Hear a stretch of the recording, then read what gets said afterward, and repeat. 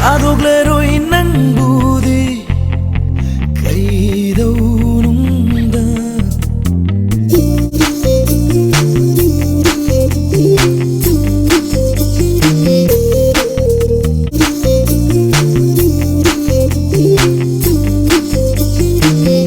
Hi guys, this is Museum Kasam.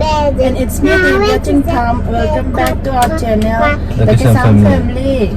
This is the TV Aku hujik cakap tu ayuk kita lunch tau aduga Phee lawa chatoi ne Rani Phee lawa chatoi ne aku mama de bazar thaba mu jab Phee ado pick up tau rakam da bazar hai bai na mana balloon hai se balloon lai de si law ko da su chara age adagi Muga Afutpa Phee da phane ka sut ka so lai ulake nga si so ano bala e baka ado mathang uchara age ado mayam na aigi phone number pizza sesta oina contact to biro or WhatsApp to or super aduga screenshot thabiraga sine details to hijack Instagram gi ID ai phone jarke aduda follow to biro aduga adu so DM to biraga kanda order to biro order to biro sudum khaning bale ga dum hang biro bako haidi aigi se direct order to da ya de habadi ka sulai te bako adu pam ba ya adu dum hai biro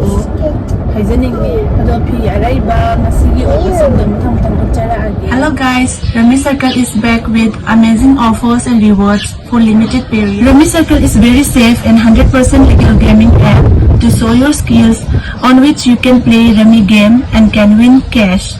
Rani Circle is a safe and secure app where you can find more than 1 crore active players. So if you know how to play Rani, then win cash by playing. And if you don't know how to play Rani, then you can easily learn it by playing practice games and then by playing cash games and you can win cash. In Rani Circle, you have safest facility. Methods of e-pay deposit are available to you, whether it is Paytm, PhonePe, debit or credit cards. You can deposit anytime. And on your first deposit, you can get welcome bonus up to ₹2,000. Playing Rani on Rani Circle is very easy and it runs very smoothly on the phone. You can see it yourself on the screen. So friends, you can download now from the link given in the description box, and by registering and on your first deposit, you can get up to ₹2,000 welcome bonus on your first deposit. You too play Rani and win cash. This game is subject to financial risks. Requested to play with your own responsibility and knowledge.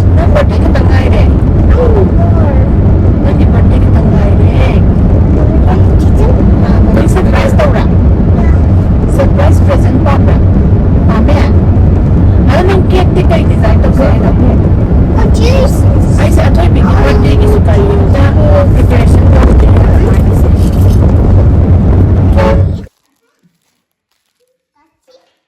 Kaki kana. Wala. Balik lang yan sa nalego. Nanti mas asije khol ka traga ngai za. Sabah roswa. Khangde da. Sadri bane ko. Macha. Sina Afutpa.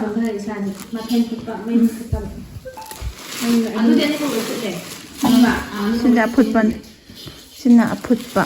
Orange mu ka tang chang yam chang ne.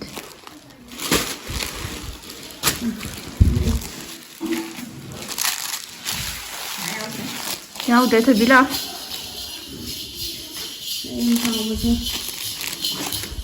Si mà từ khởi đầu mà đây đầu là làm gì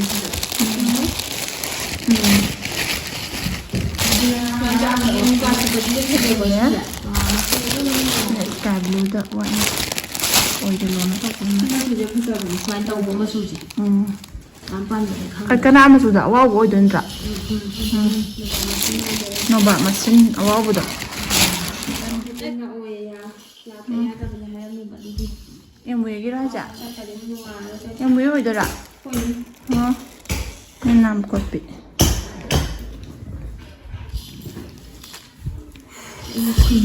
xin mà tụi gì lại đây quoi xin lại chế bây giờ nằm ở phụ cái đấy nè thấy yak chân mà center press mà chú nè center press mà phụ cái đấy nè lấy một cái tôi lấy ngoài đây tất khi nó sẽ không lại làm ly ngay đó rồi white yellow that much ta sẽ có ngay cái nào mà tha đi ăn nal yellow anova yamna kano yak padu natte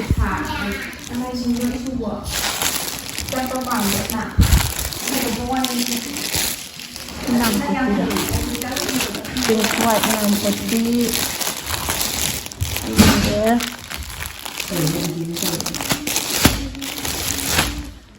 sila pa Phee ko karage sina ay may lang tiklang kasi gaso sina double dyeing asung ba do sudne ito pa bago ra sa khazar asung ba ne asi di ada ko dia ko lagi ho ulan dia asung ba ire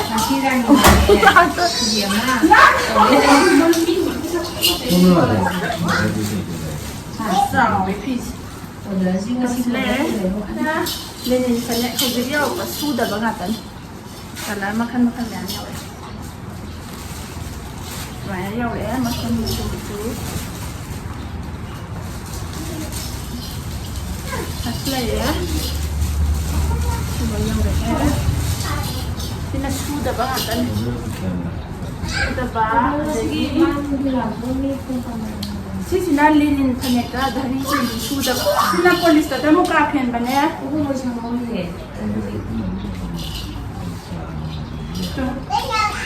Mudri bane do yam phazaiye police ta dam ka phen ba green na hapa samalai re baby pink ta blue na hapa salai re salai re pan blue na hapa ai thu na thalo lagi se bisya sina maslai Slide pink ayak ko da black na hat. Lagi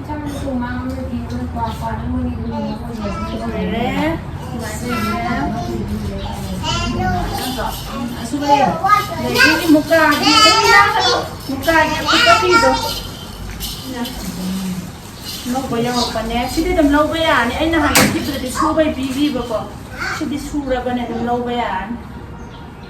Sima tu juga ini tu, tahun tu. Kami pink suka jangan. Aduh gam mapan sini green habe.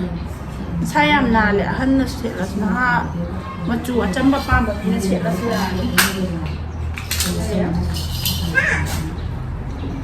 Sky blue dah ketemu. Sky blue dah ni kok. Black nak hat kok. Black nak hat pada sini. Muga putih ada ni.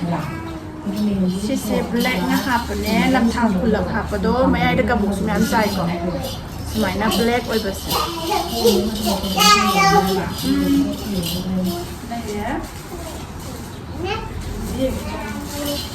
mati yang kasi isi dia wazam ne sky blue so katang si green matutang bidu na sisi na sangi daw sky blue satu kohor niya.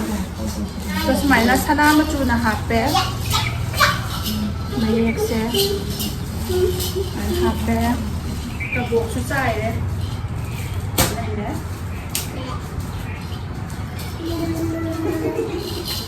Kenapa jauh-jauh? Oh, saya.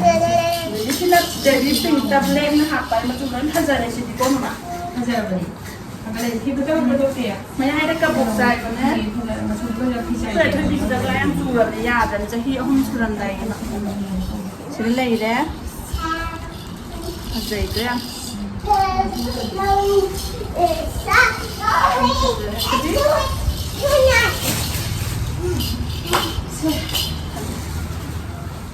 Pada tu ini lah suku negara kan anytime ini ni macam siapa saja ibu kuah. Krim macu ne ba krim macu da sana macu na khat ba off white hai kada yam phazai se yam li me han hanoi bana su inya ni dum na han su awa ora pa bana han su inya ni sina ku ko da last way le tai su me am la kini ko to ja ke nam la ka la le re pan di sumai le yam phazai ai ya cham no khala sam pa me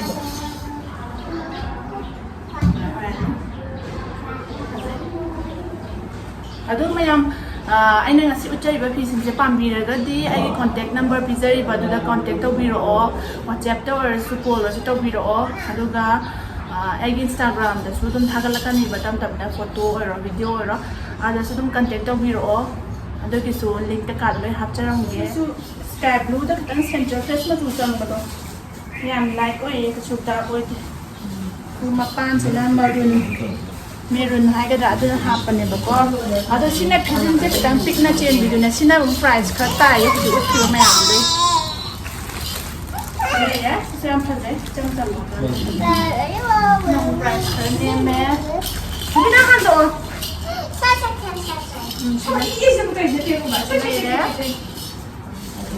sina hujiki muka afutpida sina amu sut oideba sada oiba dari chen bi hataiba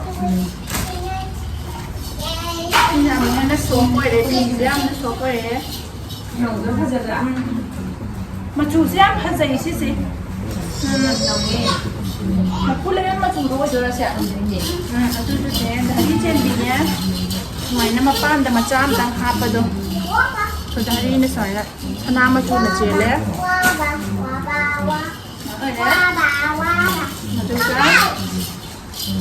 Phee susu hanek susu le sina smai orani mapan dari chele sana machu na pa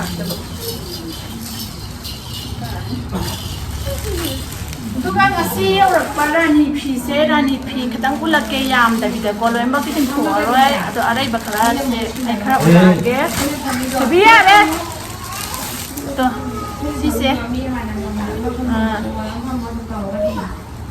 yellow oira suchi yellow se kai yellow haidon handi yamna light oi badu oi deba ko border ma cha chen mi ne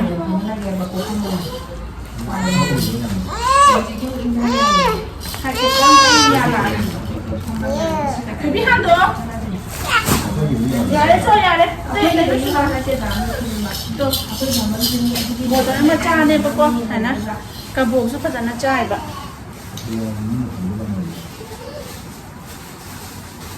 hawjikta piram da ngai bane se ta ti tha bala amane ba ko ma pa ma ma cha oi ba duga maroon na hapa pan Maraak piece ko mana piece am sa am sa ne mo ko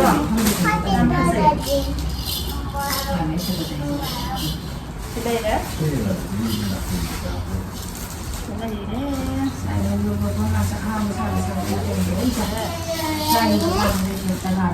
Masuk sudah deh, dia hai semua mama. Masuk ni semua tu. Dah sini elok dah mas. Am hai ni deh. Macam piro. Kita makan Afutpa ni ko. Ngasih ulang tu saya mana makan Afutpa ngata ni. Situ yang phaja, ni situ hong tapo ngari. Atoi ni situ yang phaja ulang kamera ulang. Yang phaja ya. Tu kalau tu Sisanya yang phaja, benda sini kupa jam tahu lavender color ni bawa ina apa ni buku. Hello. Ni ada tu lagi sepi. Ya itu bi. Wow. Aduh kan. Situ makan Afutpa ni. Mapan tu kupa jam ni bisu pizza ni Maraak dia. Phee yang jauh itu Phee jauh ni. Juga kabuk siam kung dah semai na hape, mapan dah semai na pik na hape. Phee.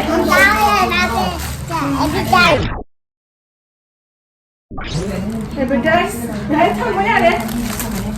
Juga matun je, mai Phee je ulah ke bana mo bina bapa. Phaja bane om phaja na khutjang na sem bane ba. Đây đấy, xem thật dày ấy. Hoàn toàn thôi Vin. Xài nó này đấy. Xài nó này đấy.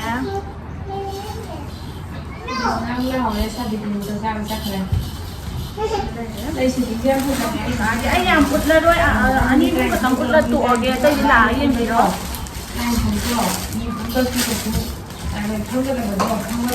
Sinang white ta niya, pink ta yellow kan hapa.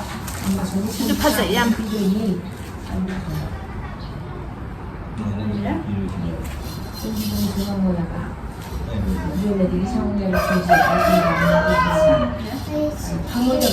ꯅꯝ ꯄꯣꯠꯄꯤ ꯑꯃꯇꯪ ꯎꯠꯂꯝꯃꯒꯦ ꯑꯇꯩꯗꯤ ꯑꯩꯒꯤ ꯏꯟꯁꯇꯥꯒ꯭ꯔꯥꯝꯒꯤ ꯄꯦꯖꯇꯨꯗ ꯆꯪꯉꯒ ꯌꯦꯡꯕꯤꯔꯣ ꯑꯗꯨꯗ ꯂꯣꯏ ꯍꯥꯞꯈ꯭ꯔꯕꯅꯦ ꯑꯗꯨꯒ ꯁꯤꯁꯨ ꯂꯣꯏꯅ ꯍꯥꯞꯄꯛꯀꯦ ꯐꯖꯅ ꯇꯤꯡꯊꯣꯛꯑꯀꯥꯟꯗ ꯑꯗꯨꯗꯁꯨ ꯅꯝ ꯄꯣꯠꯄꯤ ꯑꯃꯇꯪ ꯎꯠꯂꯝꯃꯒꯦ ꯂꯥꯁ ꯑꯣꯏꯅ ꯁꯤꯅ ꯁ꯭ꯀꯥꯏ ꯕ꯭ꯂꯨꯗ ꯌꯦꯜꯂꯣ ꯌꯥꯝ ꯌꯥꯛꯇꯕꯤꯗꯨꯅ ꯍꯥꯞꯄꯅꯦꯕꯀꯣ ꯌꯥꯝ ꯐꯖꯩ ꯀꯕꯣꯛꯁꯨ ꯑꯗꯨꯝ ꯀꯨꯡꯅ ꯆꯥꯏꯕꯅꯦ ꯃꯄꯥꯟꯗ ꯁꯨꯃꯥꯏꯅ ꯌꯦꯜꯂꯣ ꯑꯣꯏꯔꯁꯨ ꯈꯤꯇꯪ ꯀ꯭ꯔꯤꯝ ꯀꯂꯔ ꯆꯪꯕꯗꯨꯅꯦ ꯑꯗꯨꯒ ꯃꯄꯥꯟꯗꯣ ꯁꯤꯅꯦ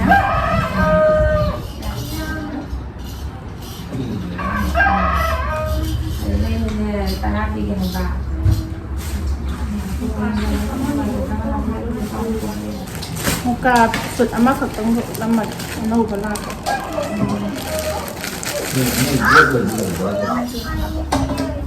sina khara hongba pang ta video era ne na ko ni ko ne sana ma chu na hapa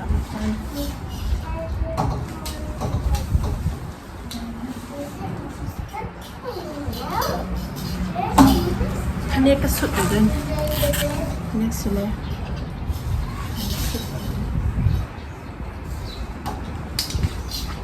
Siga utlala loisallagi ngasigidi aduga anauba laaga amuk jaraage loisallasi video nalao nagsalla tawala mami manata lao bye mayam hayo bye mommy mayam hayo sita mama makuti yaw diba bye taw ano taw ay ka mana hanche bye taw yaya